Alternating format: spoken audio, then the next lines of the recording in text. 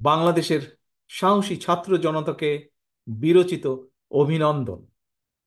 হাজারো শহীদের প্রাণের বিনিময় জনতার ঐতিহাসিক এই বিপ্লবের মধ্যে দিয়ে গণহত্যাকারী খুনি হাসিনার পতন হয়েছে, রাহু মুক্ত হয়েছে আমাদের প্রিয় বাংলাদেশ। জনতার বিপ্লবের প্রথম ধাপ চূড়ান্তভাবে সফল হয়েছে। লাখো শহীদের প্রাণের বিনিময়ে অর্জিত বাংলাদেশ কখনো পরাজয় মানতে পারে না।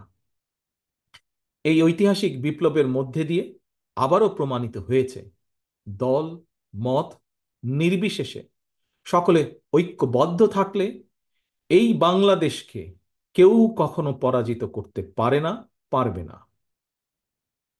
প্রিয় দেশবাসী, বিজয়ের এই ঐতিহাসিক মুহূর্তে আমি আজ সেই সব মায়েদের প্রতি বিনম্র শ্রদ্ধা